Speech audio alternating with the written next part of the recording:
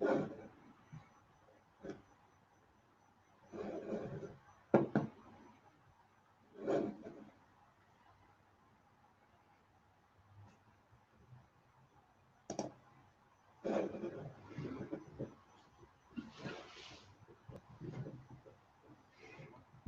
I'm Paul Tinker from the Construction Training Academy.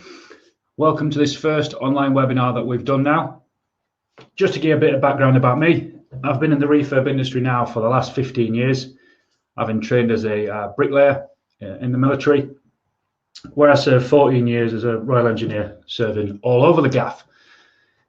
Since leaving the military in 2007, I've delivered over 3,000 full refurbishments since then, totaling over £300 million worth of revenue all over the UK, literally from Land's End to John O'Groats. And of those refurbs, I can honestly say that no two have been the same. And we've seen absolutely everything that you can imagine on any refurb, from bodies in basements to cannabis farms in lofts.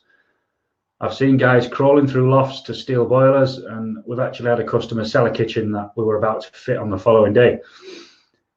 One thing that is consistent now anyway, is that those refurbs are planned and delivered from a management perspective anyway, which is the purpose of today, is to introduce you to our successful developments model, which we use in our own construction business on every project that we undertake. This model is a 10-step approach to delivering effective, efficient and compliant projects every single time that you get a set of keys with this repeatable approach. So today we're going to be looking at a couple of models in depth so that you'll leave this session with an approach to writing a proper specification for we're going to go for a kitchen replacement. It seems to be the thing that people feel the most pain with trying to do. And these will be, there will also be, for them that stay, of course, there'll be downloadable documents for to use on your projects, ensuring that you capture all the info that you need to capture when doing your viewings. I'll also fire up some opportunity to invest in further training with us toward the end, and you'll get access to our online training course library, which is now available online. So I think I'm on.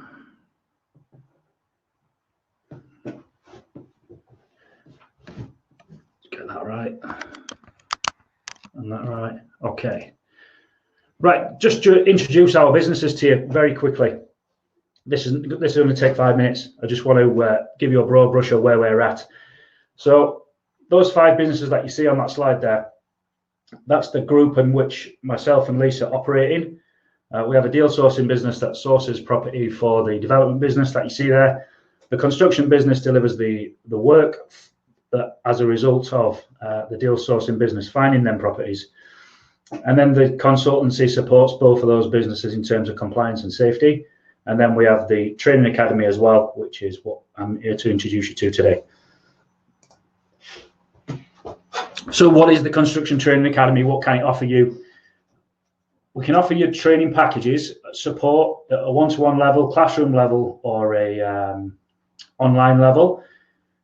Help you with your pain points, pinch points in any of those subjects there. So CDM awareness, site management, that's every day running of the site, project management, the overall managing of a project, compliance, again, I just touched on it there, in terms of deal sourcing or safety, CDM wise on a project, programming skills, specification writing skills, build cost skills. Those are bespoke courses, those are one-off courses that we do, and any bespoke course that you might need help with, just get in touch and we'll put something together for you. So what have we got in terms of to being able to help you right now? We have a Facebook group, which I think, if this works, let me try it. Where's that thing? We have a Facebook group, which is, this is the first time doing it, so I'm going to try. Let's do that. If you can see that there, you can click that link. It'll open a new window and take you to the group if you're not a member already. Loads of shares and learns that is in there. Has it gone in? Yes, it's gone in. Okay, so that's the Facebook group link. We've also got a YouTube channel, which I'll also try and shot in there as well. There's a free download page on the website. Online training, classroom training, one-to-one training and mentorship as well.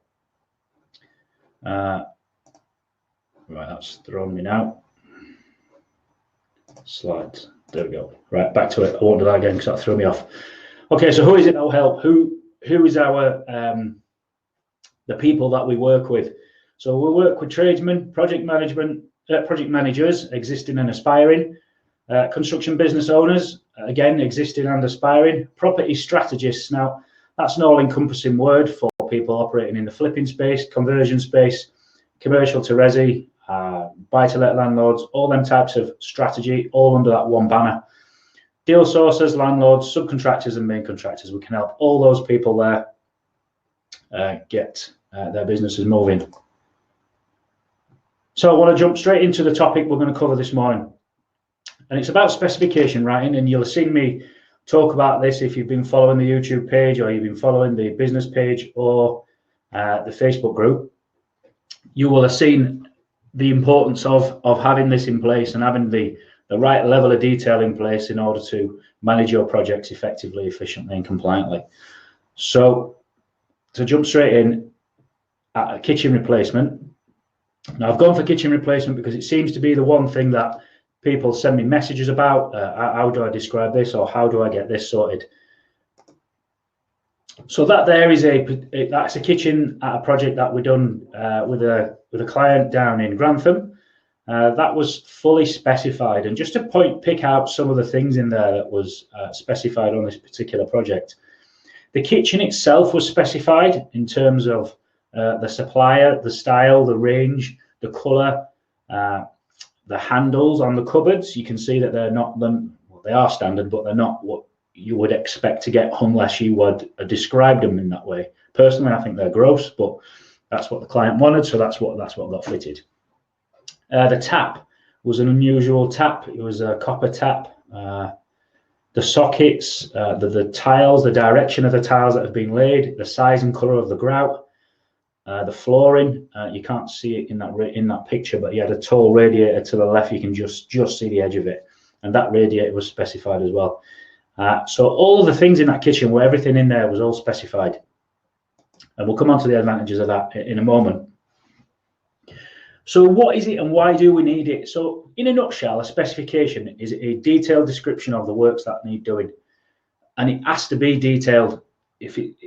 Otherwise, you're just going to be sort of flailing around, having loose conversations, and nothing is ever nailed down.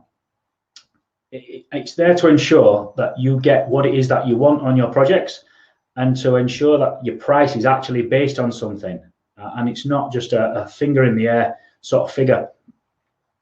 It's also going to give you a measure and a point of reference throughout. So throughout the whole project, you'll have a point of reference of which to refer back to in the event of a dispute or an extra, or somebody saying, oh, this is extra or never allowed for that. You've got that solid point of reference that you can go back to and say, well, it was in the specification when you priced it up, that's not extra. If you've missed it off the price, then you've missed it off your price. So this is a classic example here, and this is what we see regularly in our construction business, and from the people that will help and support. These are the kind of things that come backwards and forwards in the chatter that we have. So a builder comes round to price up a kitchen replacement, just as we're working on that example. So backwards and forwards the chat goes. It's quite friendly and comfortable. Customer pulls out a drawing and says, yeah, this is the kitchen. So I've now, in her eyes or his eyes, he's done his bit because he's provided the design. Then there's a lot of chat going backwards and forwards, and it's, what about this? Oh, you just get on with that bit, and what about this? What do you want up there? Yeah, just do what you think best. What's going to look nice, and then that type of conversation and relationship starts to form. Builder gets cracking to that design, believing that he's got in his head what the client is after. So then the client comes and visits the project, be it a strategist or homeowner or whatever that is. They'll come to the property mid-project, and all appears well. They're seeing it at rip-out phase, or they're seeing it at first fix because they're quite excited and what things are happening. And then what happens is the project starts progressing, and they're of the mind that everything's going well because they went at that early stage and they saw that everything was okay. So comfortable with that progress, the strategist, the homeowner, whoever it is, that's the client is comfortable with progress, so everything relaxes, and then stuff starts to move to phone calls and emails. The travel tends to be removed, and the project is then left to progress with the strategist, client, homeowner, whoever that may be, will be sat in the background, just sort of, yeah, my project's going fine. Everything okay? Yeah, everything's fine. Got all your materials? Yeah, got all the materials. And that type of relationship then starts to form. This is not one-off. We hear this on a regular occurrence. Then what happens is the builder puts his invoice in for the works. So the client thinks, oh yeah, great, it's finished. Let's go have a look at it. So they'll make that journey and they go to check it off. And they walk in and it is not what they expected. Yes, the kitchen's in the right order, the kitchen's in the right size, in the right place, but they're the wrong socket fronts. They're the wrong tiles, or the tiles have been fitted the wrong way, or the flooring's been ran the wrong way, or it's the wrong floor altogether. We wanted spotlights, but we've got a single pendant in the middle. We wanted integrated appliances, but they haven't been fitted. We wanted the iron strips on the end of the worktops, but those metal salmonella strips have been fitted. We wanted a tall towel radiator, but they've fitted a standard rad. We wanted chrome pipework, and it's plastic that's gone in. All them types of things all need to be described and all need to be specified. So, and these are some of the examples that we see. I know I've just ran through them there, but there's some more on there as well. So the socket's even in the wrong place, tiles on the wrong way up. That seems to be common now, that people are turning rectangular tiles on their end. I can't stand it, but if that's what you want, that's what you want. The laminate that's been fitted, you don't like it, or it's not been undercut under the skirting. That's another one. You know, that they fitted the bead around the rim, around the perimeter. The door into the kitchen opens onto the light switch, so the switch has gone behind the door, so you can't get to it when you open the door. That's another one we see regular. No plinth lights being fitted. You wanted plinth lights, but they've not been specified, so they haven't been done. So at this point, the client, the strategist, the homeowner refuses to pay the bill. I'm not paying for that. That's not what I wanted. And it's from here that everything's going to start to go wrong. So the builder then advises at this point that yes, we can remedy those issues, but they're going to cost extra because you never told me what you wanted in the first place. And now, as far as the builder's concerned, you're changing your mind, or you're now developing your specification at this point when it's now too late. So that builder developer builder strategist relationship, it falls apart and it breaks down. Now I've put there that your name in the industry is mud, making finding another builder difficult. Now what you must realize here is builders in merchants and all those, they speak to each other, and if a job comes to an end because of an issue like this, you'll find it very difficult to find another builder that will come and pick up that work. He knows that. He knows what type of client you then are, and that doesn't help you at all. It's not a place that you want to be in when you can just avoid all this by providing the right information up front in the first place. So why is it that they're extras if they weren't what you wanted in the first place? Now, usually it's because the builder wasn't told what it is that you wanted. They don't fit wrong things on purpose. They generally try and go with what they think is best for you. It might not be what you want, but if you don't provide that information, they've got to diligently progress with that build, and they can't because they haven't got the info that they need. So were you detailed enough in the first place? Did you tell them exactly what it was that you wanted? And did you compose that specification properly? Did you tell him that the tiles were to be fitted in portrait and not in landscape? Did you tell him you wanted a grey oak laminate floor, not a brown oak laminate floor? Generally, the answer to those questions is no. What we regularly see is, here's my kitchen design, and that usually comes late as well. Here's the kitchen design that my supplier's done. Can you fit me that? Yes. Again, common theme in the industry. But a kitchen design on its own isn't enough for a specification. It's a good point of reference for your specification, but it should never replace it.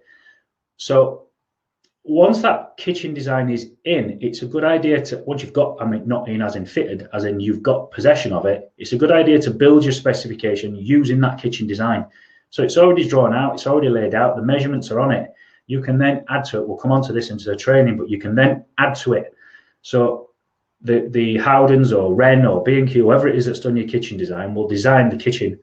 Now you can add to that kitchen design, you can put your own tiles on or your own sockets and mark where stuff's going to go. what way around you want the tiles, what flooring that you want, what lighting, the door, the radiator. You can put all them things on there quite easily. And so you're sort of piggybacking one design into other elements of your specification that you're going to need. So what could it cost if you end up in that situation? How long is it going to take you to rebuild that relationship if it's even salvageable? I must have put in words in that I can't actually say first time. So if that relationship breaks down, how long is it going to take you to rebuild it, if you can at all? Or do you actually need another builder?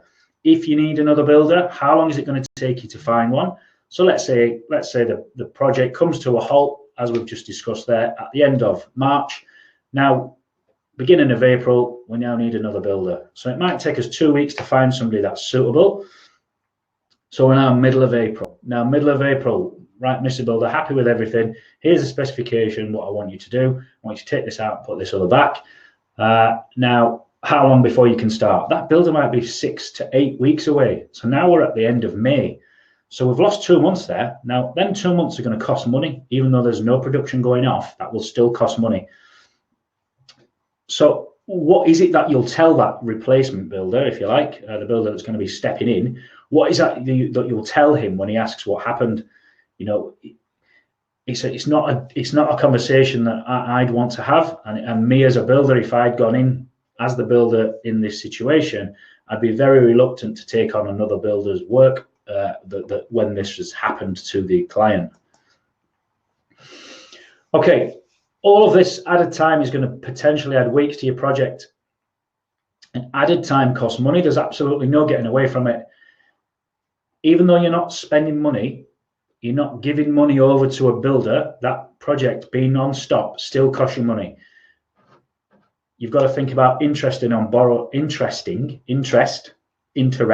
so borrowing interest on any loans that you've borrowed in order to get that refurbishment done. You might be doing the refurb on a credit card, on bridging finance, on equity that you've released from somewhere else. All of those methods of borrowing come with charges and they come with interest. Now, also you've got the meters in the property. If you've got gas, electric, water, then meters still incur standing charges, whether there's someone living there or not. So them standing charges could be, you know, up of 30 quid a month on each. That's 90 quid a month over an extra 2 months, 180 quid for absolutely what? Nothing. It's just cost that you're incurring.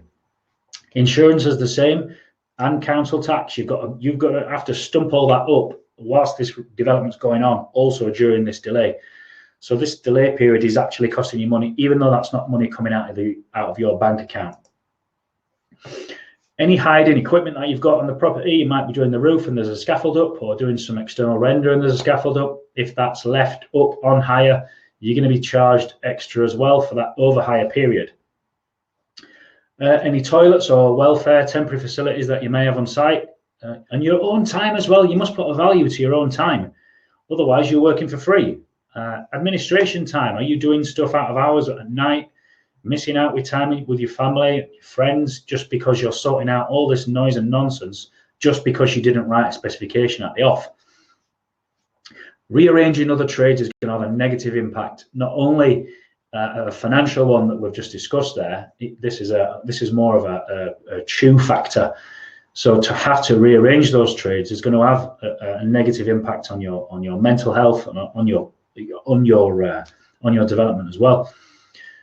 This is probably the biggest one. So a loss of rental income, meaning that if that project isn't finished, you can't rent it out. So if that project takes 2 months longer, that's 2 months rent that you've lost there. So that's potentially anything up to 1,500 quid, depending on what that rental income was going to be.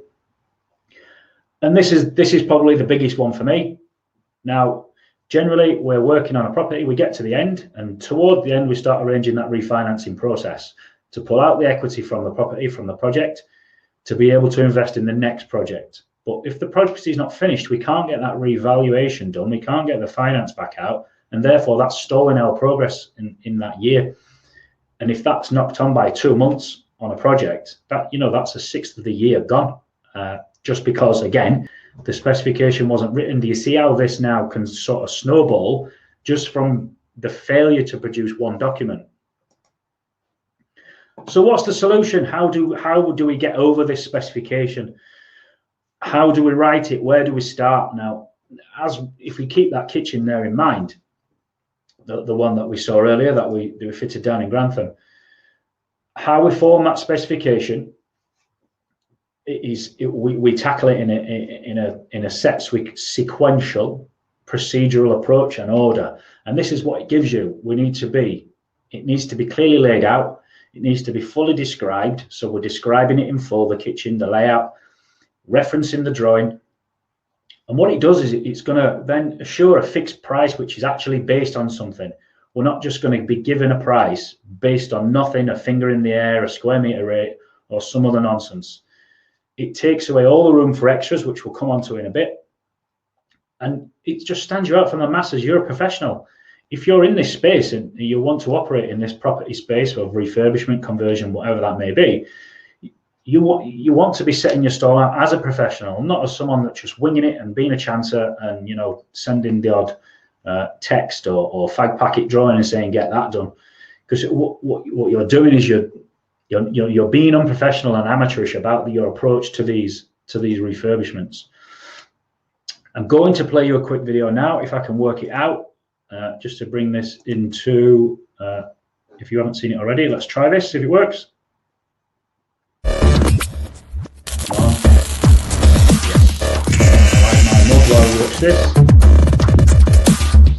Okay, I'm up in Whitby this morning. Going to see some friends and helping out on a life-changing event up at the Braithwaite Hotel.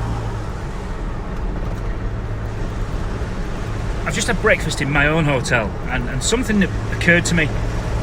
So whilst I was in the hotel, the waitress has come over to the breakfast table and asked if I wanted a cooked breakfast. I'm constantly on a diet personally. I watch what I eat all the time, and I do find eating in hotels quite a struggle, particularly at breakfast. You know, it's usually non-nutritional cereals, Cocoa Pops and stuff like that, and I usually end up having fruit. But this particular hotel had quite an extensive breakfast menu, so I thought to myself, I'm gonna have some eggs. So I asked the girl, I said, can I have some poached eggs please? She said, yeah, of course you can. Do you want toast? And I thought, yeah, I'll have 2 slices of brown toast, about 110 calories a slice, I'm okay with that. So I ordered the 2 slices of toast and the 2 poached eggs. Okay, really quickly, the breakfast come out after about 5 minutes. And I'm sat looking at it and I'm mortified. And you're probably wondering what this has got to do with construction, but I'll come to that. So I'm looking at this plate of breakfast, and the chef has buttered the bread, and I could see it soaking through the toast into the plate. There's a little pool of fat pooling under the eggs, and it was clear to me that some sort of oil or something had been added to the water when the poached eggs had been cooking. I could see it shimmering on top of the eggs, and he put a dirty big blob of sauce on the side of the plate. And my initial reaction was I was really pissed off, and I thought to myself, I didn't order that. But thinking back, I didn't fully explain what I wanted and why I wanted it. I didn't tell the girl that I was on a diet and I watched what I ate and can I have it with no butter. That being said, on the flip side of that, the chef has assumed that everybody that has poached eggs on toast has buttered toast and they have sauce and it's done in oil, and it's a 1,000 calorie breakfast and not 400. So what has this got to do with construction? So this is a good analogy to describe the importance of a specification. So if you're asking for your house to be flipped, renovated or whatever it is, and you're asking for the builder to replace a product, I'm going to use doors as an analogy, it's a good one. So you need to replace all the doors throughout the house. There might be 6 or 7 doors. So all you tell your builder is replace doors. Okay? In your head, you've got like this. You've got an image of this door that you expect to see, but you ain't told him. In your head, you've got a certain style of hinge, handle, lock, even paint.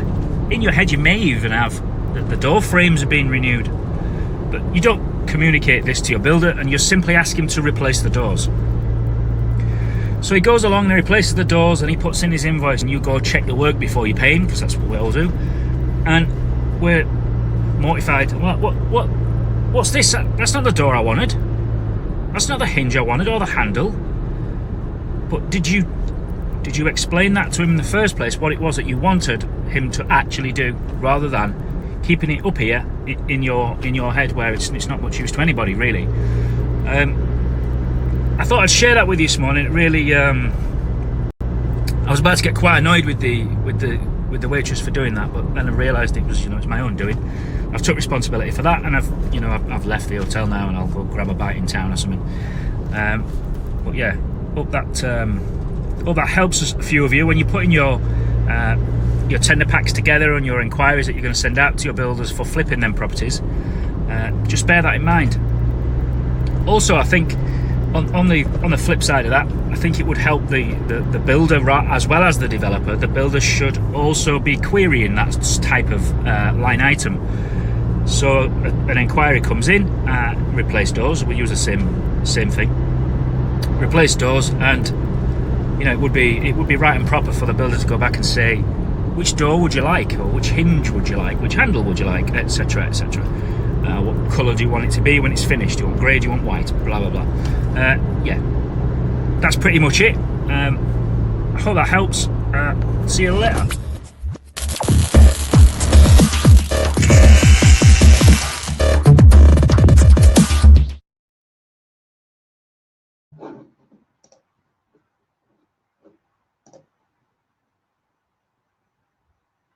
Am I back on?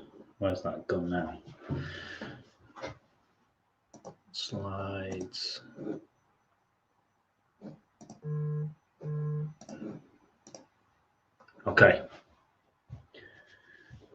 Okay, so we've done the quick video. Right, what I want you to do now, I'll try and talk through it so we're not just sat here looking at a Starbucks brew there.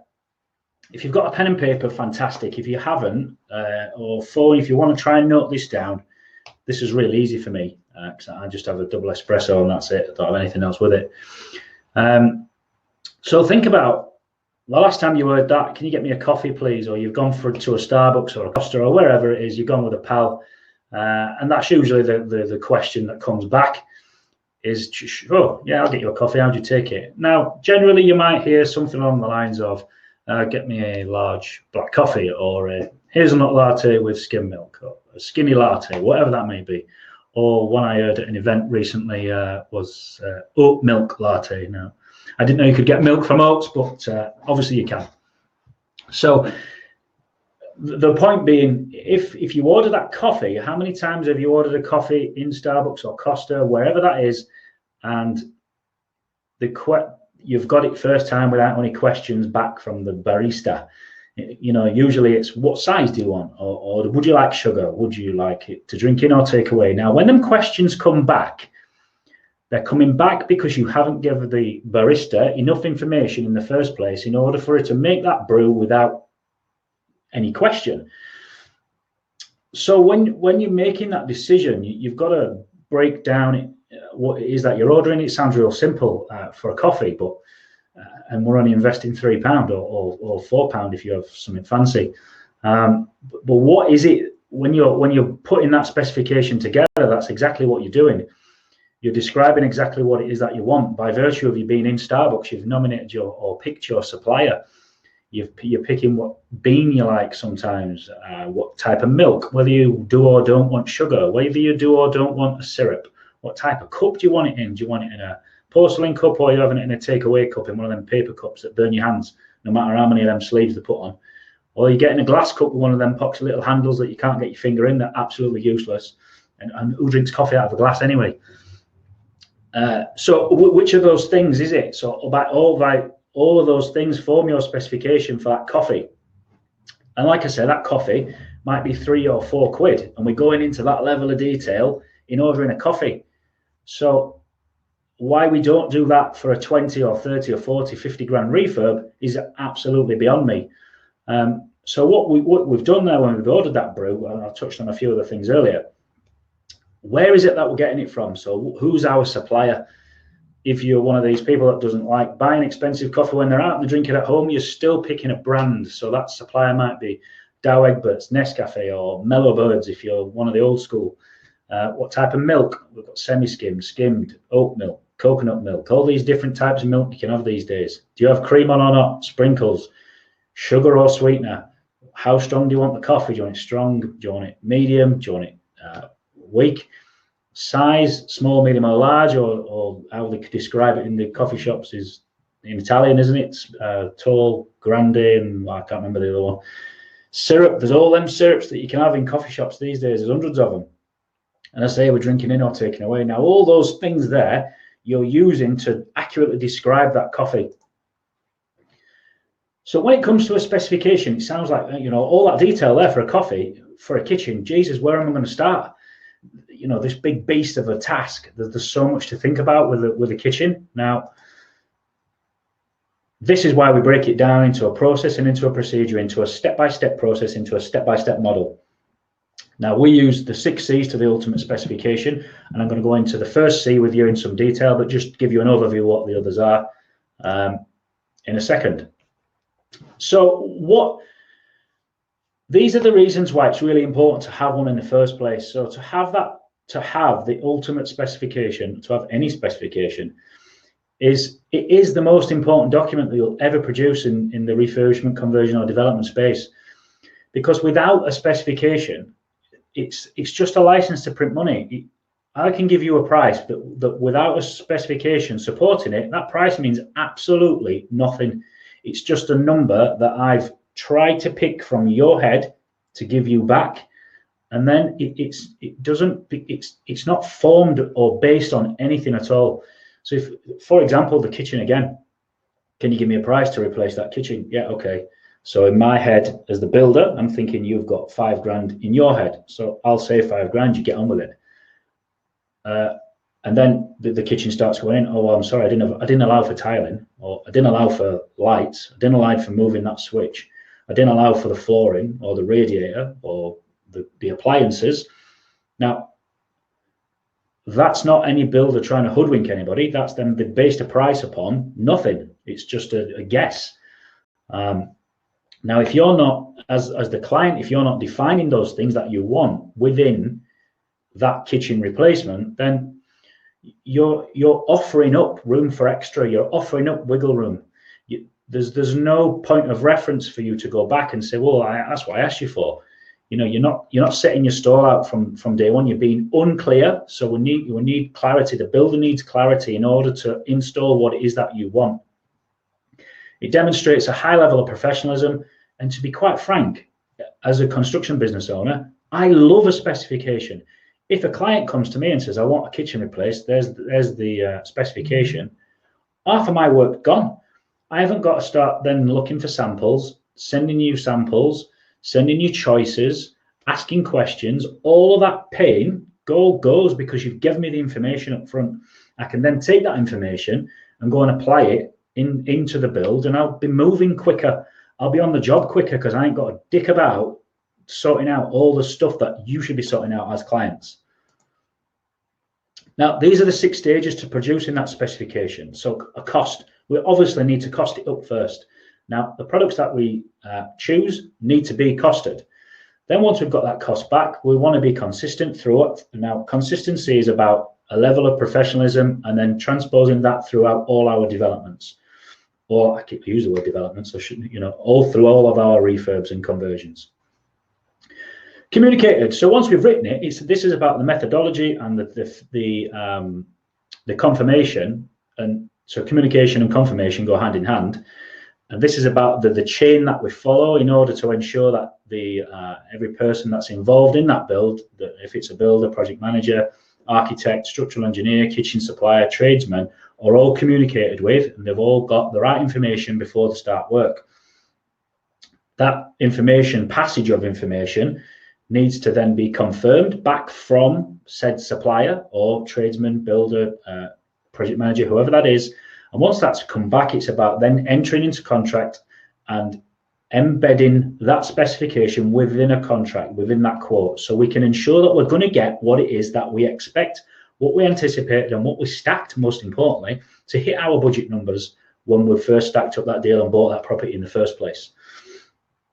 And then about being charged. So when the invoices come in, the charged element is about sorting out the payments in a timely manner, getting the snagging done, getting the defects done, all in a timely manner, in with which that is designated in the contract in the payment terms, so that we can ensure that all our trades and suppliers are all paid on time, in order to then move on to the next project and keep that team rolling. And that's where everybody wants to be. So to break down that first model into the costed model, which is the first C in the ultimate specification production model, that's further broken down into 4 stages. Now, if you think back to that coffee there, the standard supplier and styles and being specific, all of those things were all fulfilled when we ordered that coffee. Similarly to when we do an online shop at Asda, Tesco, Lidl, or Waitrose and Sainsbury's, if you're posh, the standard that we are going to expect from those supermarkets can be written and described. The supplier can be written and described. So from Tesco, the style of product that you're going to buy from said supplier, you're going to buy their own range. I know Smart Prices at Asda and Tesco Value. I don't know any of the others, but you get the gist. And then we're being specific. So we want beans, we want Heinz beans with sausages or whatever that is.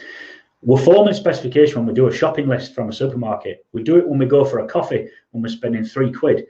You know, your weekly shop at 150 quid or whatever it is. And then we go into a 20 or 30 grand refurb and we just think, oh, fuck it, I don't need to write that specification. Builder will sort that out. You don't want to be playing in that space because you're going to lose money operating in that way. So these are our nominated suppliers that we have throughout our business. Each of those suppliers provide us with a different product.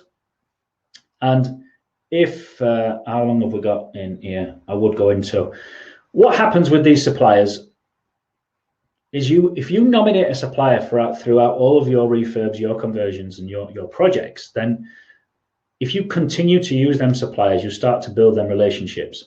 And if you can start building relationships with suppliers, then that comes with benefits. Each of those suppliers, well, the majority of those suppliers have provided us in our construction business with referral fees, kickbacks, corporate gifts, holidays off one of them. We've had a trip to Monte Carlo, tickets to football, rugby. All of these types of things all come with benefit if you can nominate that supplier and then be consistent with that supplier. So we touched on, excuse me, we touched on the supplier there, and now it's about being specific. So if we can, the more specific that we can be, the more accurate your price will be. So if you go into, again, I'll use the analogy of going to do your weekly shop. You're going into Tesco and you say, I'll have 10 tins of beans, please. The first thing that's going to come back is what brand do you want? Or what size do you want? Do you want them in a multi-pack or do you want them single? All them things is about being specific. I could go into Tesco and pay 9p for a tin of beans, I've no doubt. And then I'm also sure that I can spend £2. Now, in terms of percentage, that's a massive range of difference. And this theology also applies to construction. In Howdens, for example, I think the cheapest kitchen that you can buy from there is going to be about £800-900. But I'll bet, I haven't purchased one myself, but I bet you can also spend 40 or 50 grand on a kitchen from Howdens. So that range, again, if you don't define where you sit in that range, what are you getting and what does your quote allow for? Yes, I want a kitchen from Howdens, please. What has the builder allowed for? Has he allowed for the £800 kitchen, but in your head, you've got a £5 grand kitchen? And what are you going to get if you don't specify it? So we've got to be specific. Being as specific as possible is going to ensure that price is accurate. And the detail is absolutely key. If you're wanting little extras that can't be shown on a drawing, such as soft closers, plinth lights, I suppose you could show plinth lights, plinth heaters, under cupboard lights, all those things that you can't actually see, shelves inside cupboards, those little pan drawer things, then they need describing in addition to the drawing. The colours, the styles, the brands, the product ranges, the size, So that might be, I want a 600 base unit from Howdens in the Fairford blue, shaker style, with a chrome, brush chrome bar handle, item number, da da da da da. So there I've quickly just described the kitchen door. So to summarize those 4 S's that form that costed model, setting a standard is going to assure fixed price moving forward. Now, I didn't touch on it earlier and I should have done. So when we're talking about standards, what I mean is defining a standard for each of the development types that you're going to do. So if you're going to enter in the buy-to-let market space, or you're going to enter into the flipping space, or a high-end conversion, for instance, all of those things come with a different standard. HMOs as well, they come with a different standard, a different range of products. You aren't going to start fitting an 800 quid kitchen in a HMO, in a 7 or 8 bed HMO, because you'll be replacing it in 6 months. So it's about defining them standards for you as an individual, as a business. And somewhere in here, I've got a little download for you to take away, which I'll try and find in a minute, and I'll put it in here. You can grab that and it'll do that for you. You'll be able to fill in the detail. There's some grayed out boxes so you can see as an example what it is that I'm talking about. Nominating your suppliers ensures that you get a product that you want and you know how much it's going to cost, because you've already costed it up within this model. So you know there'll be no fear of you going in and saying to your builder, I want the Howdens Fairford blue kitchen fitting in this property. You know in the top of your head, because you've been and costed it, that it costs £3 grand for this particular kitchen. You know that invoice can't come back at 5.5 or 6 because you've already costed it. Describing your style is going to establish your brand, which is going to massively help you moving forward if you can replicate that throughout your projects and throughout your conversions and developments. If you can keep repeating that style, it's going to help your tradesmen, it's going to help you, it helps you with estimating, and it'll help you with repeating that process going forward, which is discussed a bit later on in the 6 C's model when we talk about being consistent on products and things like that. And being specific means that your prices are accurate and repeatable. So that summarizes that quick model there. So I want to jump into an actual kitchen design with you so you can get some bit of extra value, so it's not just theory. So this is what we see on our inquiries in our construction business very regularly. New kitchen or replace kitchen or kitchen replacement. It comes in just like that, 2 words usually, with no science behind it. And obviously the first question that goes back to us is from us. When we send our RFI back, our request for information, that will come back and they will say, okay, and they'll shot it as a design over. Now, the design needs to be on site on day one. I can't be clearer enough about this. If you haven't seen the video of what happened to that project we went to price up last week, I would strongly recommend that you looked at it. What happens when the kitchen design isn't on site from day one and strategist clients think that it's good enough to put that design on site when the kitchen comes? It's not. Services need to go in beforehand and all that needs planning in prior. So we're going to get rid of that line there of replace kitchen or new kitchen, whatever it is that you use to describe it. So this is a typical Howdens kitchen design. You generally get a artist impression like that. They do them on CAD drawings. Howdens are really, really helpful and really good when it comes to this type of service. B&Q do it as well, but Howdens are quicker and they're much better, more experienced at it. It's their specialism. There'll be plenty of magnet fans in here that will tell me that they do the same type of thing. Never dealt with magnets, so I can't speak for them. So this was a project for a block of flats that we priced up in Hull earlier this year.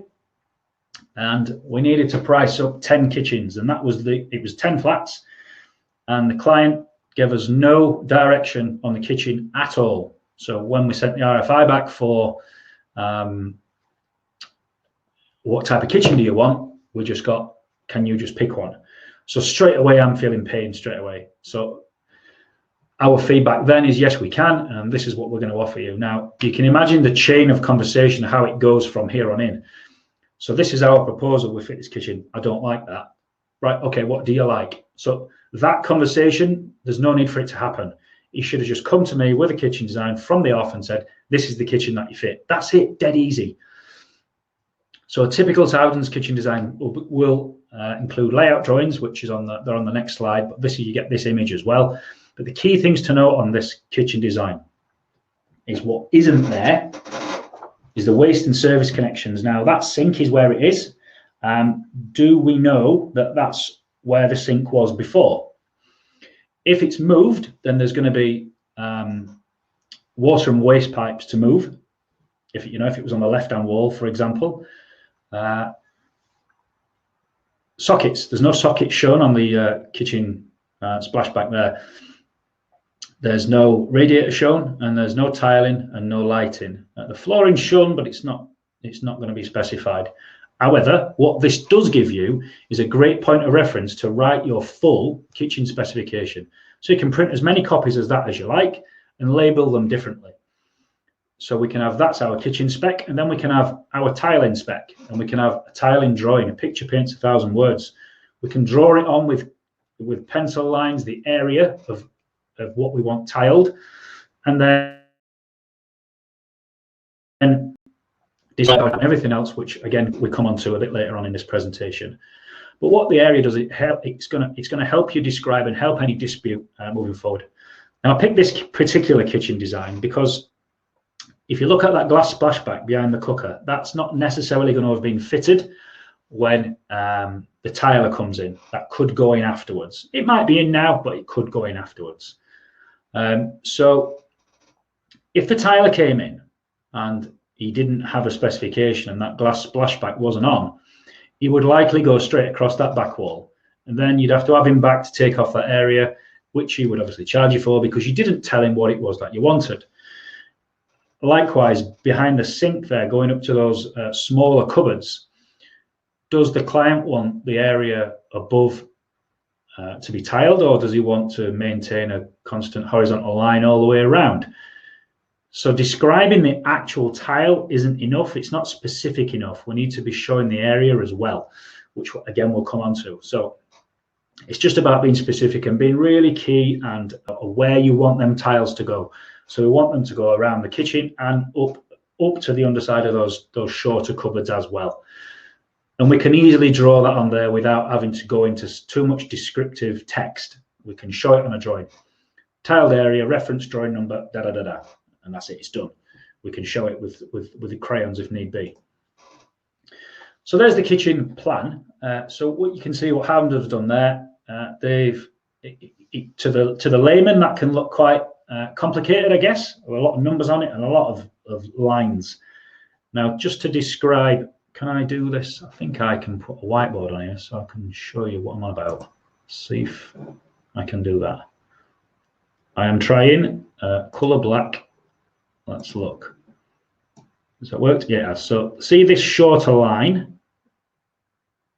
Oh God, that's horrible. I'm not doing that. Let me get this one.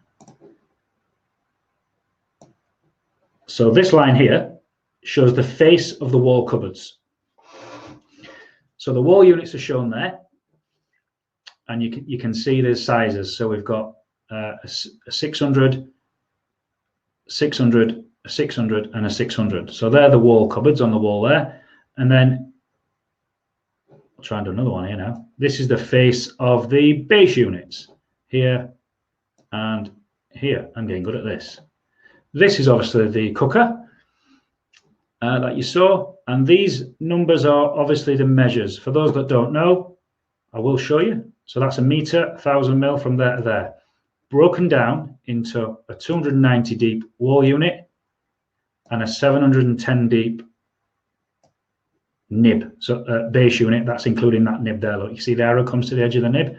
So they've broken it down even further. So we've got 575, which is front to back of the base unit. And then we've got 405 there, which is the remainder of that nib. So that's the fundamental basics to break that description down. Then they've done the same here as well. So there'll be everything on there has a measure. So there's no phone call coming back from the kitchen fitter, from the joiner, whoever that may be, saying, I don't know how to, see if I can turn this off now. Let's get rid of that. I don't know how to fit these units. There's no measurements on it, but because Howden's this is their bread and butter, they're going to show you that. Okay, let's move on. I'm chatting enough about that.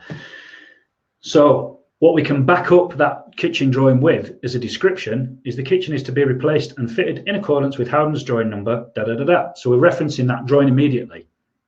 Now, the replaced kitchen line isn't enough for all of those other trades which come under that description there. So that kitchen design isn't enough on its own for the sockets, services, so that's water, power and waste, light fittings, sockets and switches, the flooring, tiling and heating. So you'd need to add on or bolt on a further specification document to sit underneath your kitchen replacement specification document. So this would be a good, I only threw this together yesterday, this is not an actual one, I thought I'd just do it for the purposes of this. What I've done there is shown the electrical plan, so it's clearly marked on there. We'll come on to how I've worded and described that in the next slide, but this just shows locations. So if you saw that video the other day that I put into the group and on YouTube about the guy that put that socket in the sink space, that happened because there was no kitchen drawing at first fix stage for the Sparky to go and install his sockets to. So you can see there, the pink, that was red, but it's looking pink on there. The pink dashes show double sockets. So you can see I want 6 double sockets in the kitchen, which is a bit overkill for that size of kitchen, but there you go. I'm just showing the point. You can see the spotlights in the ceiling for the blue ones, the 4 spotlights, and then you can see the light switch on the wall. Light switch is a really important one. It's a mistake that we often see. So what tends to happen is this. I'm just going to touch on light switching, how this mistake comes to pass. So the electrician will come at first fix stage when everything's been ripped out, there's no doors hung or anything. He'll put his first fix in, and then the joiner will come back and he'll put the door liner in. Electricians are electricians, they aren't joiners, so they don't know what that door liner might mean, as in terms of which way the door is going to swing. Now, if he's put that first fix in, the plasterer then comes in, and then Sparky can go back and do his second fix. Now, 9 times out of 10, the Sparky will go and second fix that before the door's been hung. Now, then joiner comes along and hangs his door. He doesn't care where the light switch is because he's just there to swing the door. And then the first you know about it is when you're going to sign off the job or go and look at it at the end, and the light switch is behind the door. Now, that is a lot of pain to move that at this point. You know, do we change the way the door swings, or do we move the light? Things you're going to need to weigh up and take responsibility for if you didn't know it on the electrical plan in this type of fashion. So that's just highlighting the point of locations where those things need to be installed, lights, sockets, and the light switch. And then I've put in there a quick supporting statement. So this will support the products that I want to be installed in that kitchen, the electrical products. So the locations are all described on that drawing. Around the kitchen worktop area, in accordance with the kitchen layout plan, the locations of the double sockets have been designated clearly. The wall finish is to be tiled with a 9mm tile. Now, the reason I mentioned that there is so that the Sparky doesn't sit his back boxes tight up, fully buried, and then the tiles come and then there's going to be a standoff gap. There's no need to. He only needs to, he can bury it and have it sticking out the wall 10mm. So the back box's depth should take note of this. The heights are to be 225mm above the finished worktop height, which is 900mm high from the finished floor level. See below product 1. So that's the product that we're going to be putting in when we look at the product below. Now the heights are important because when it comes to first fix, yes, I want them to be finished 225mm above the worktop height. But when the electrician does his first fix, the worktop's not in, so he's got no point of reference to take that 225mm from. Hence the reason why I've described that the worktop height is going to be 900mm high. So the Sparky then knows that he can measure up 900mm, put a mark on the wall to know where the finished worktop height is going to be, and then another further 225 above that line to show where the sockets will go, and he can ping that line around the room. So likewise for the light switch is to be relocated on a wall annotated in the drawing onto the kitchen door opening onto the light switch. So that was a problem there. 4 spotlights to be installed in the ceiling and centrally over the open space and not over the worktop area. So if you was to just write again, when the Sparky does his first fix, if the design is not on site, he doesn't know where the kitchen's going to be. And if you ask him to first fix some spotlights, any Sparky worth their salt will just put them centrally in the room. Now, if you don't know where the kitchen area is going to be, you might have lights that are on top of units and stuff like that if you don't describe it in that detail. And then we've nominated the products. So the product there, we've got a socket fronts, what socket fronts we want, and we've told them how much they are.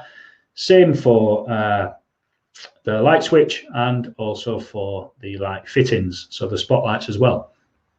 All them things, I have got this on document. Let me see if I can do it. Files, electrical spec, share. You should be able to see that now, I think.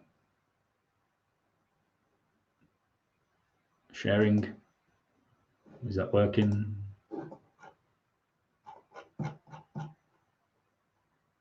I don't know. Send to everybody.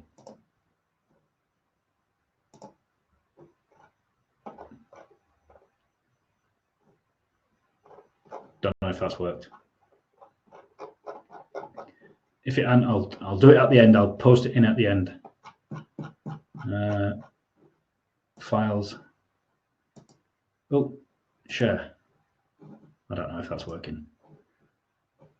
Let's get back to that. Okay. Any questions on any of that so far? Pop them in the comments. I don't want to stop talking and just start reading questions and comments. So if you fire them into the comments, I'll pick them all up at the end because this webinar goes on a recording, and I'll either get in touch with you individually to answer any of your questions, or I'll do another webinar based upon them questions. So let me just see if that has worked. Chat. Don't know. If anybody has received or has seen where that document's landed, do just let me know, because I'm looking for some like that. I don't know whether it's there or not.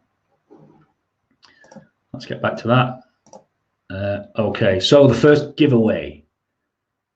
What I want to do first is I want to give 2 online specification training courses.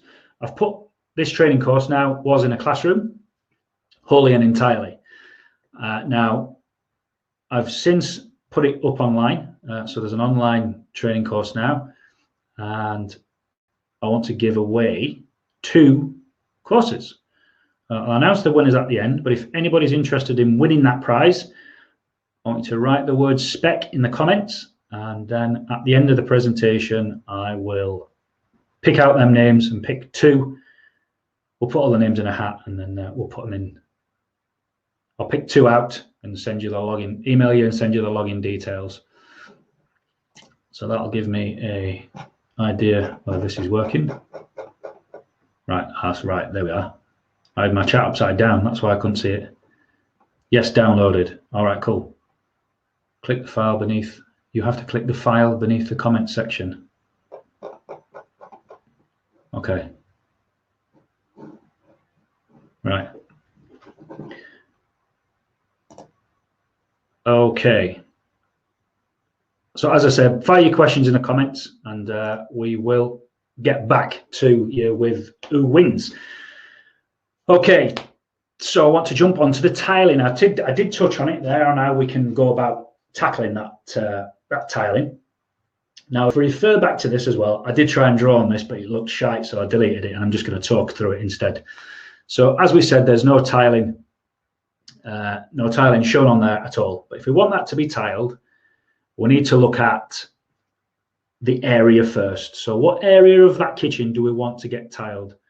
Do we actually want that splashback of Howden's just put that in off a whim? Do we want the upstand, or do we want to take the tiles down to the top of the worktop? Do we want to go to the underside of those shorter cupboards up top? Or do you want to just stop a horizontal line all the way around, maybe 3 tiles high or something like that? So these are the types of things now when we're looking at area that we need to consider. So again, tile kitchen is very common. We'll see it on a spec. People think they've gone to a lot of effort when they write a spec and we get line 1, replace kitchen. Line 2, tile kitchen. And it's like, what, how much tiling do you want? What tiles do you want? All them questions that are going back. It's just wasting time. It's being inefficient. So this is one that I took straight off the kitchen that you saw. I've changed a few words, but this was basically it. So kitchen tiling, the tiles are to be from Tops Tiles. They're in the quartz range, 150mm by 450mm beveled edge tile in white, laid in landscape and in brick bonded pattern. Can't be more specific, exactly what he wants right there. He's told me what tile that he wants, what size, what style, and which way around there even to be laid, and in a brick bonded pattern, so not in a chessboard. That's the difference there. If you want herringbone, then you would say there in herringbone. So also around that perimeter, so around the perimeter of the tiles, we want to a 9mm Tops Tiles black half round trim. He's even given the part number there, is to be fitted. So we've got around the perimeter of the tile, we're fitting a plastic trim. And then the grout between the tiles is 3mm and black in colour. The product code there for Tops Tiles is A4567. So we've described absolutely everything, and we've described the area there. Area to be covered is 465 from the top of the worktop uniform all the way around. So what we're describing there in words is pinging a horizontal line all the way around the splashback, and it's 465mm high. Now, why is it 465mm when the tiles are 150mm? It doesn't add up, does it? So 150mm times 3 is 450. Then we've got 2 grout lines at 6mm, 2 at 3, and then a 9 for the trim. That's how he's arrived at 465. And I've just shot that. It's not really important. But if we could say 3 rows, you could describe it like that if you didn't want to get as technical as that. It's about being specific and about describing that things in detail. Now, that sounds like a lot of work, but it's not. And this jumps back to when we're writing the model I talked about being specific and being consistent. So when we talk about being consistent in product and moving forwards, once we've done that and it worked and it returned us a profit and we've carried out that specification, we liked it, we like the style, we like the look of it, or we wouldn't have picked it in the first place, we're going to repeat that moving forward. So we've done that now. We've done the kitchen tile spec. I'm just going to cut and paste that into the next development. It's done. And what I've done by doing that is a demonstrated level of professionalism. I'm starting to build that brand that I talked about, and them things just improve efficiency, being able to repeat things in such a manner. Okay, second giveaway is coming as well soon. So I want to also give away a classroom training course as well for those that stay tuned. Now, this morning, the wonderful Paul Smith from Blue Oak, he texted me this morning and asked if he could share this webinar in his group, and he gave the description of what was going to be used. And I'm glad he did that because I've missed this bit out.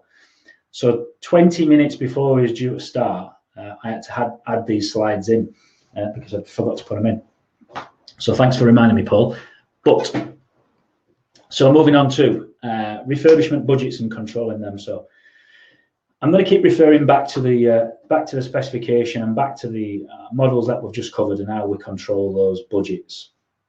So when we're arriving at a property that we've been to view, we've priced up the spec, we've priced up the project based on a budget figure. There's nothing wrong in doing that as long as that you manage and control that budget from start to finish. And a part of managing that budget is having a spec in the first place.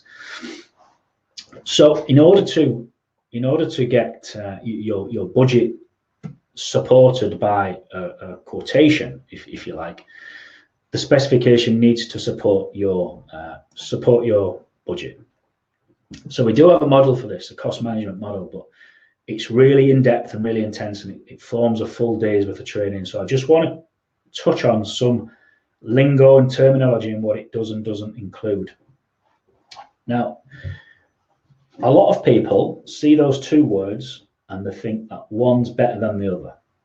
Now, people shy away from estimates. If we put an estimate into a client, they'll say, I don't want an estimate, I want a quote. Now, until you give me the information that I need in terms of specification, program, list of products, all those types of things, and your exit and your budget, I can't really give you a quote. So I can give you a quote, I can call it a quote, but because it's not based on anything, it's still an estimate. Does that make sense? So what an estimate is, people seem to think that an estimate is no use, but a quote is also no use without a specification supporting it. You can say to me, can you give me a quote to replace a kitchen, for example, again, and I can say, yeah, a quote to fit the kitchen will be 2,000 quid to replace that kitchen. Okay, I want this. Now, it's no use giving me a specification after I've given you a quote, because that quote's now going to change based upon the information you've given me latterly. So estimates are generally based on nothing. They're a finger in the air and the guesswork on what, in my experience, what an estimate is someone's giving you a number in order to win a job. That's why you get an estimate and not a quote. Now, for me, they're both the same thing in the absence of a spec. So if somebody said to me, can you come along and price up this work? And we go along, and generally can you give me a ballpark? I won't hold you to it. That's one of my favorite lines. And when that comes out, I know that the client doesn't have any sort of idea of what it is that they want in terms of spec.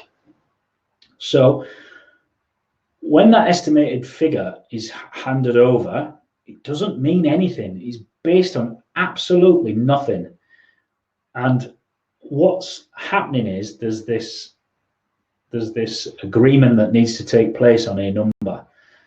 So no matter what the experience of client is, or no matter what the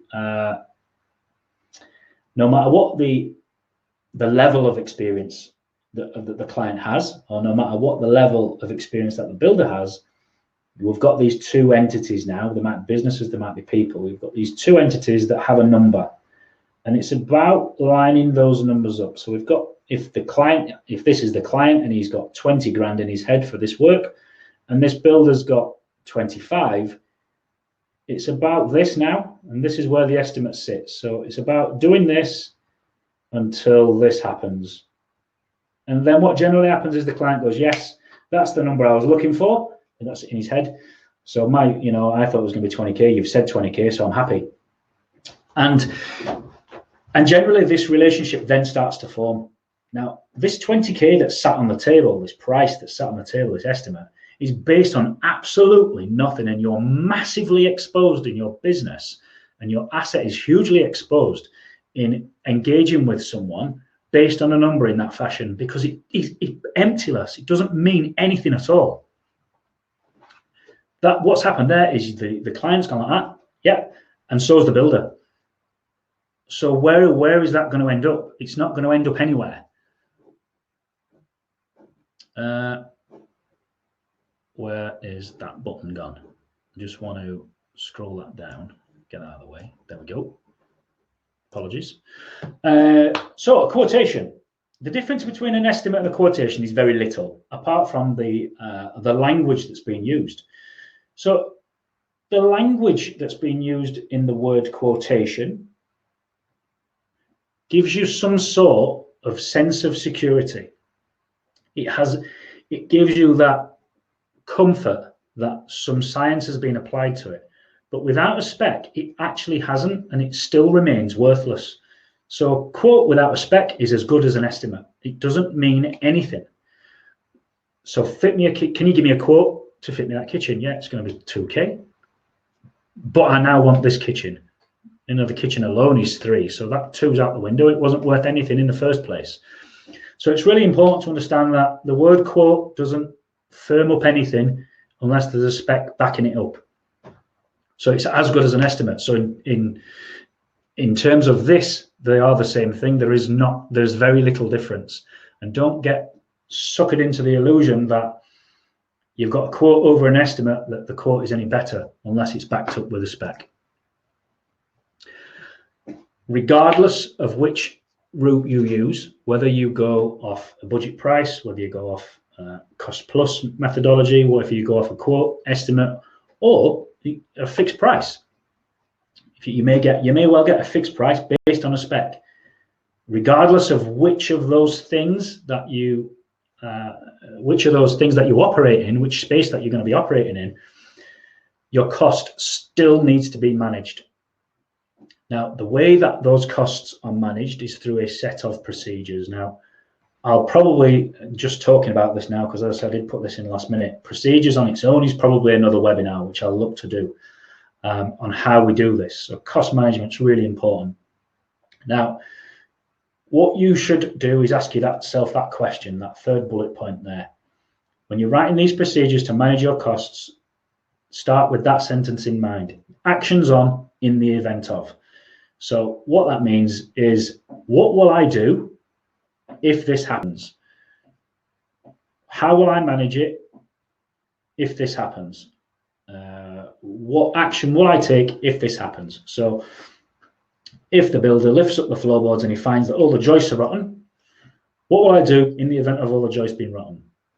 Am I going to rip them out and replace with a concrete floor, or am I going to ask for a quote off an outside source? Am I going to get all the timbers just simply replaced? Which of those things? You need to have them in mind. You're not going to be writing a procedure for each and every eventuality that could come up, but you need to have in mind the actions on in the event of. So let's say roof's a good one. We found that your roof's leaking and your roof needs to be recovered. So we're looking at new felt, tiles, batten, scaffold, waste, skips, licenses, building control, all of that bag of mashings that comes in. Now, the actions on in the event of there is going to be, what actions is the builder to take in the event of him finding extra work? That's a general statement, and you could cover that off with a procedure. So builder finds that roof is leaking. What is he to do now? So we need a set of procedures. Otherwise, you could find yourself on the back end of a extra charge for him just getting on with that roof. There was no quotation, there was no estimate, there was no spec, there was nothing. He just got on with it, and you got an invoice landed. The very last place you want to be in this space is builder ringing you up and saying, mate, your roof's knackered, and you saying, okay, can you just get on with replacing it? Don't do that. Don't do that. That's going to cost you. You don't want to do that. So this is where the procedure comes in. So in the event of, in actions on in the event of. So what will I do in the event of an extra being found? Okay, there's a roof. We found that the roof's leaking. So now it's, what do we do now?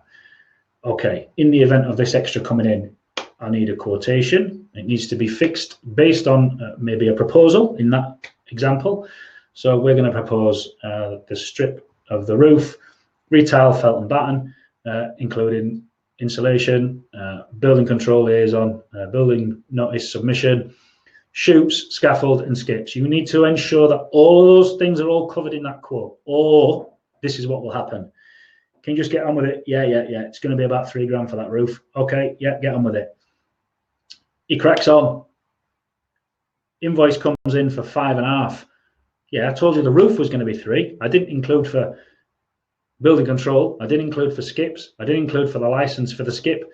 I didn't include for the shoot. I didn't include for waste. I didn't include for scaffolds. All of those things can all be added on because there's no spec. So it needs to be, right, okay, what's included in that extra? How are we going to approach that extra? How are we going to contract for that extra? What procedure are we going to follow? Yeah, I'm definitely going to do a full webinar on procedures. It's quite in depth. I'm just broad brushing over it there. Okay, let's move on before I go off on a tangent on something else. So control measures. So again, talking about controlling costs again. Excuse me, my throat's hanging out now. So we're talking about controlling costs again. And we're going to talk about the main control measure in controlling your costs is the specification itself. So having that spec written is not good enough to just write it. You've then got to manage it and make sure that what you've asked for is being installed. So let's use a different example to a kitchen. I'm going to say the doors. So we've wrote a spec out for a door, and we've asked for a fire door, a solid oak fire door, and that fire door might have been 250 quid. Now that spec was written and you got a price based on that spec. Great, well done for doing that. But when it comes to paying the bill, we must ensure that we've been back to the property and check that the door that we specified has actually been hung. That's a control measure in itself. So that comes into the sign-off process, into the sign-off procedure. If you remember back to the 6 C's, the 6th C was charged. And that's one of the steps in that procedure, in that process. So we're going back to check what it is that we specified was specifically installed. Was it originally included? That's another control measure. So go back to the roof analogy. The quote comes in, the work's done, and then the extra comes in for the scaffold. You know, it's very easy to for an amateur, very easy to just pay that over and say, "Oh, right, maybe there's a lesson learned for me there." But you need to revisit that initial quote and make sure that it wasn't included in the first place. Excuse me, I'm just going to turn this camera off 1 second while I have a drink. Oh, you see me. Throat's hanging out. Okay. So was it originally included? Important to understand, obviously. And then variation procedures. So a variation is an extra to an agreed set of an agreed specification. So we've got a specification that says hang 10 doors. And then we find that there's 12 needs doing. So the variation would be we add in 2.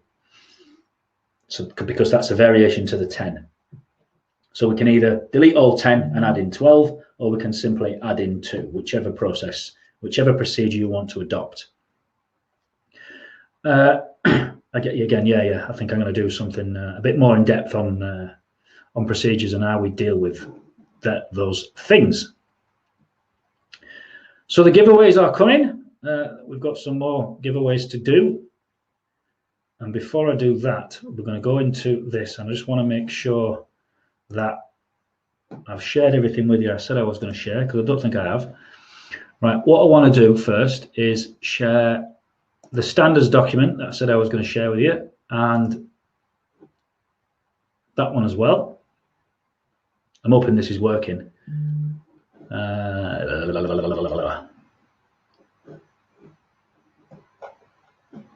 Let's back to there. Back to there. Let's see if they're there. Are they in? Send to everybody. I don't know. If they're there, guys, just drop me a thumbs up or something.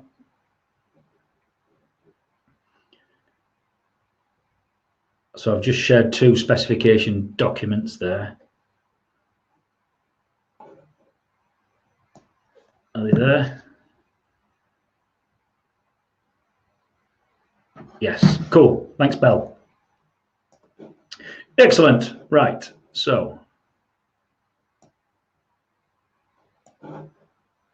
let's jump into further training. Okay, so our training courses now are split down into 3 ways of, if anybody of you in here follows me on LinkedIn, you'll have seen that I had a real passion for classroom training, and this COVID situation forced me into producing online content, which is why we find ourselves here today. And I actually enjoyed this as well. So, you know, it's something else that I can now start doing. So I'm trying to shove all our training online, as well as one-to-one, as well as in the classroom. I still want to get back in the classroom when we're all allowed to go outside again. At the moment, we have 3 online training courses. They are specification writing, which is what we've touched on today. And believe me, we have only touched on it. Programming, so that's about scheduling your projects out from day one.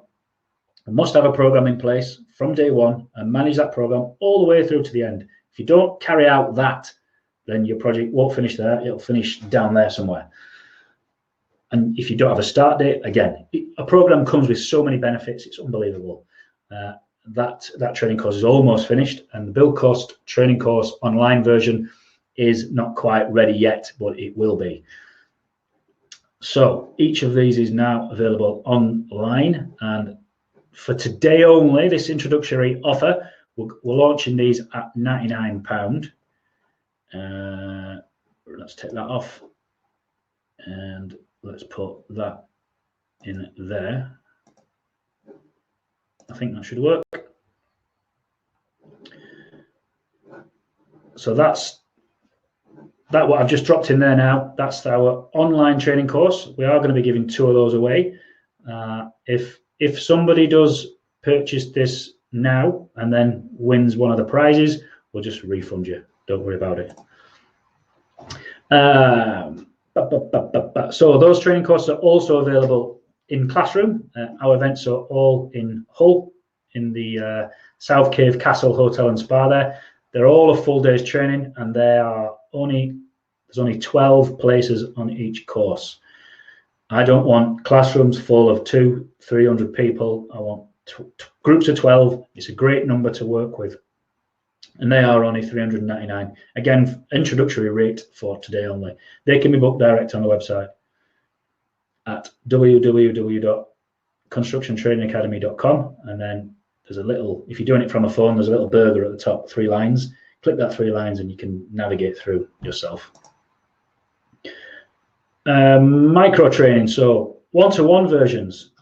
If you wanted to be taught one-to-one on any of those 3 specific areas, also happy to do them one-to-one over a Zoom call. Be a full day of teaching and coaching on your own project. I can come to you, or we can do it over a Zoom. We can do that over 1 full day or 2 half days, however you would prefer. And again, just for today only, they're $599. So just 600 quid for one-to-one training on any of those topics. So the first giveaway, I'm going to leave that on there, and then let me just get back to chat. I can count all the specs.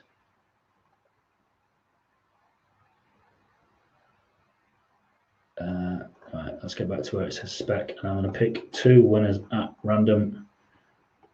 2 winners at random. Nicola Williams, Stephen Davies. How's that?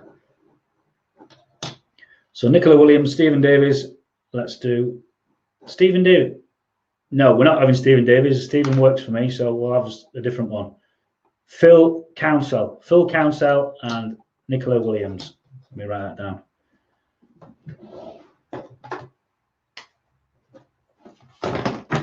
Phil Council, Nicola Williams.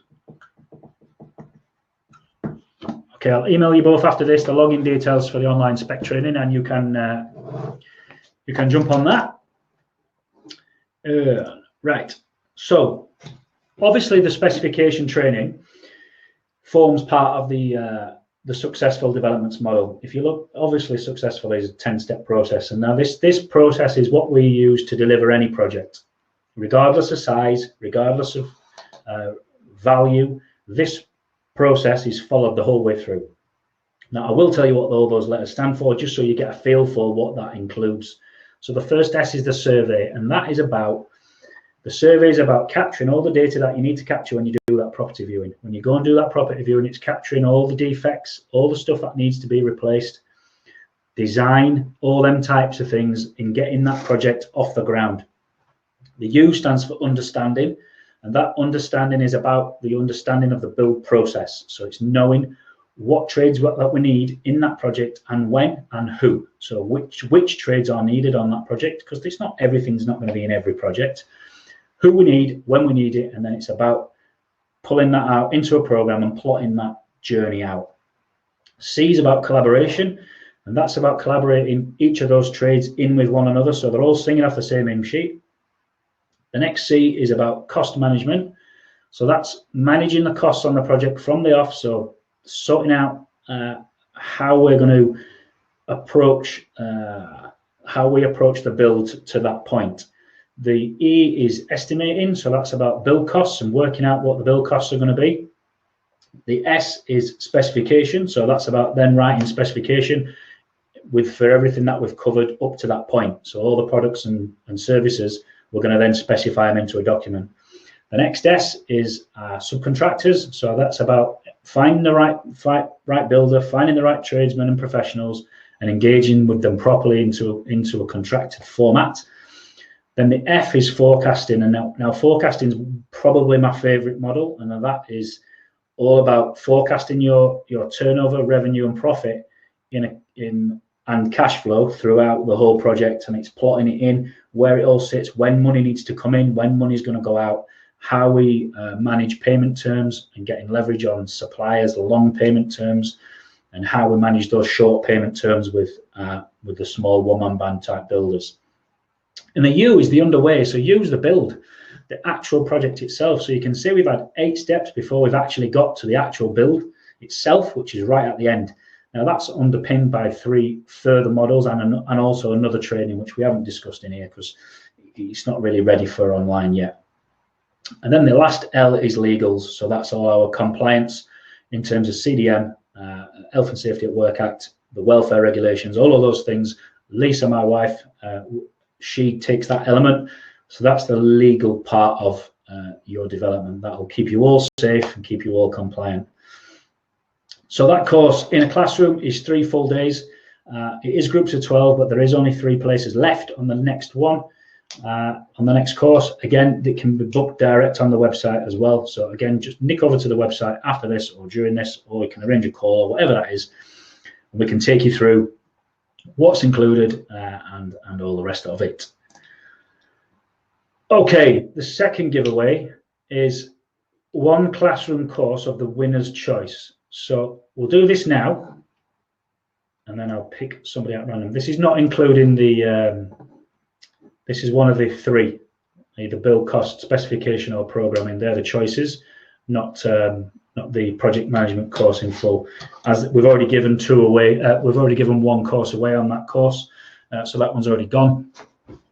David Tones won that at our last event that we went to. There's only, as I say, there's only 3 places left on that course anyway. So what I want to give away is one of the other 3 training courses. So we've got build cost, programming, or specification writing in a classroom. They're in July, I think, off the top of my head. You can again see on the website, and again I'm going to pick one at random. Let's go down that list. Heath I can't pronounce that. Dakin. Apologies if I've not pronounced that right. Let's write that down. Heath Dakin. So that's a free classroom course for you. And then the other 2 was spec writing. Okay, excellent. Winners announced at the end. Should have waited till the end, shouldn't I? Okay, I want to touch into this one as well. So this is pretty new. I'm really excited about this. So this is the bronze course, the 3-day course that we just talked about. I got a lot of feedback that people wanted to do the training but couldn't take 3 days out of work in order to go do it. So I made the decision to do this over a longer period. Now, this is going to be a 3-month training course over Zoom call, so over 1-to-1 like we're doing right now.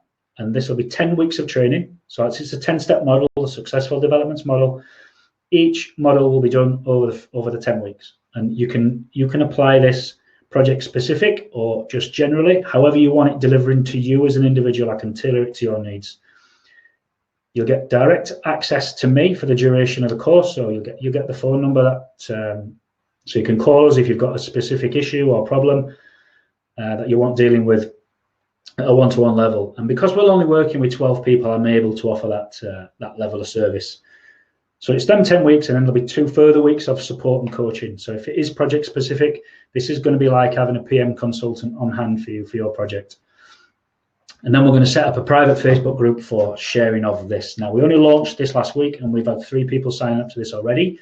So there is only 9 places remaining on this. And once it's at 12, that's it. I won't train any more all at once.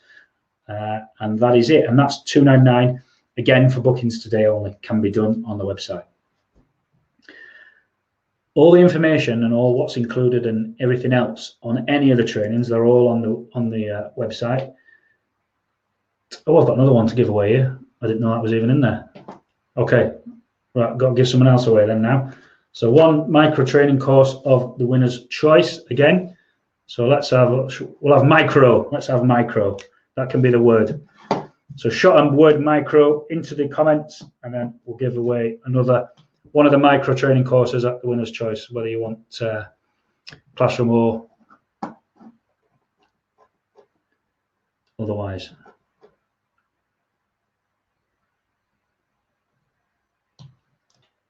I'll give it a couple of minutes, get some in there.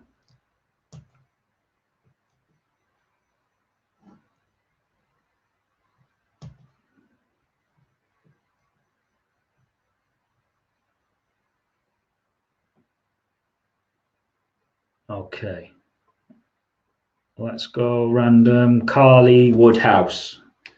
Carly Woodhouse. So that's a micro course for you. So well done to everybody that has won something there.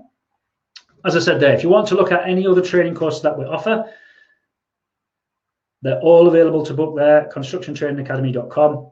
There's lots and lots of information on the website. Have a good look around, because it took me ages to build it, and I'll be gutted if nobody looks around it. It did take me ages. Bless the lockdown. You can also arrange a call on the website as well. I think I can do this on this. If I put this in here, move, I can send a link. I'm sure I can. Book a call, start offer, publish. So that should be in there now. If you want to book a call with me or Lisa or any of the team, if you can see that link, click that link. Failing that, if you go onto the website as well, in the top right hand corner, there's a little tab. Once you've pressed the burger, you'll see the 3 lines, and then top right hand corner up here, it says book a call. Click that book a call. It'll bring up a calendar.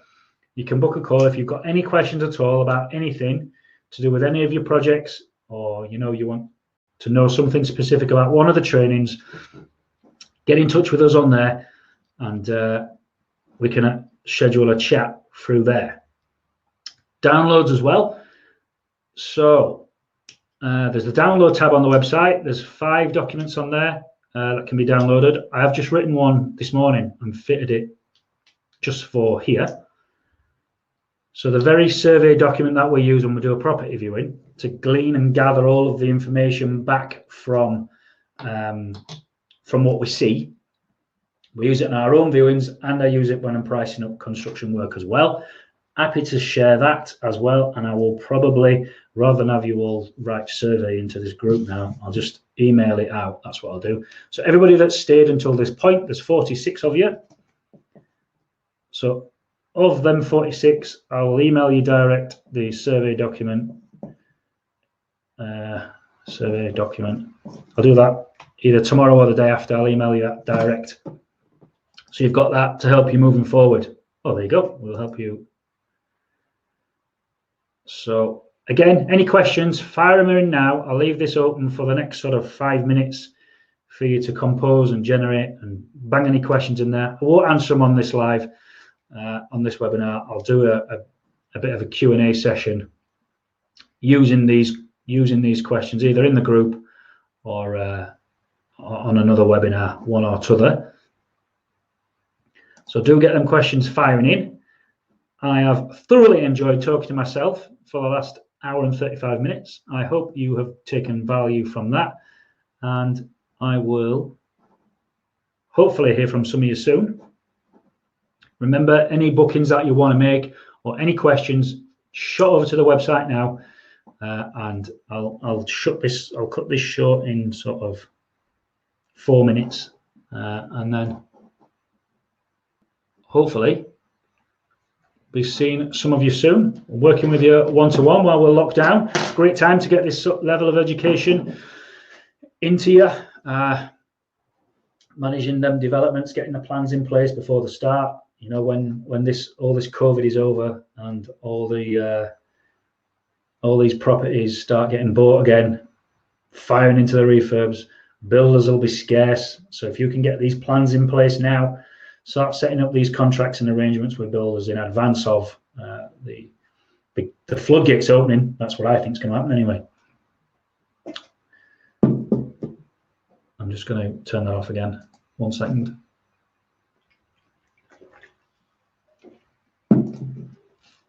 Yeah, so if you can get all those things planned out now in advance, then that would be most advantageous. Okay. I'm just going to shoot down here and answer see if I can answer a few while we've got 3 minutes left.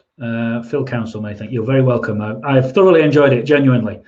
Good. I hope you're going to get value from it, Carly. That's going to be great. I'm looking forward to meeting you and engaging with this training with you. Good. Glad you enjoyed, Mark. You're welcome, Dave. Mark, when surveying a house, do you manage to capture a full refurb room by room and work with every trade in that room before? Oh, Mark, that's a brilliant one. I've got time to answer it. Yes. So there's two approaches to pricing up your work when writing your survey. You can do it room by room, or you can do it trade by trade. Personally, I do it trade by trade, but I've got that skill set to be able to do that. I can go into a house and I can look at the whole house and know what all the wiring in the whole house is going to be, all the plastering, all the painting. I can do that because I've got the skills, knowledge, and experience to do so. That can create overwhelm if you haven't got that skill set.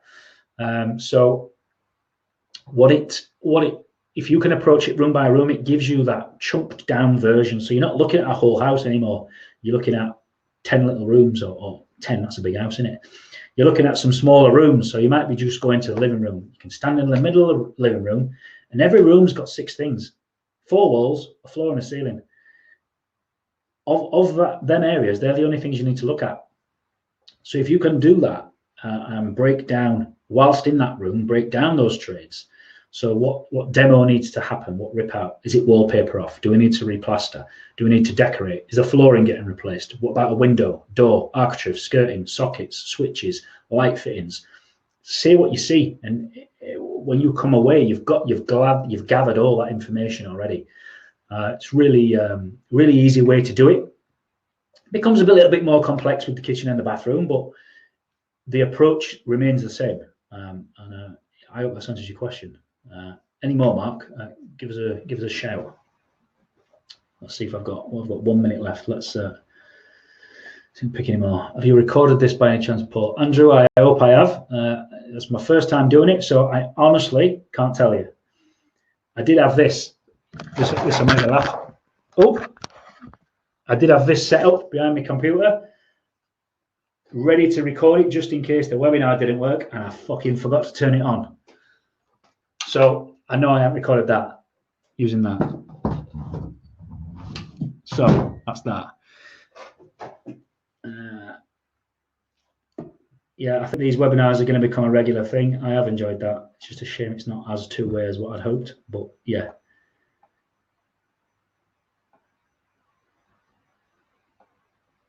Do you have a YouTube channel, Sarah? Oh, I have. Let me put that in.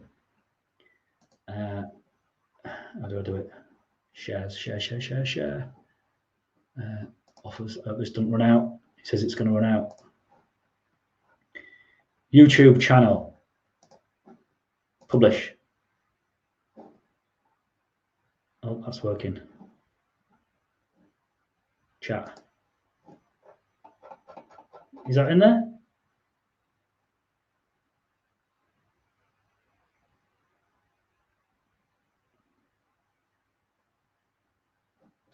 I can't see that. Anybody? Can anybody tell me if that's there? Does a YouTube link come up? Oh.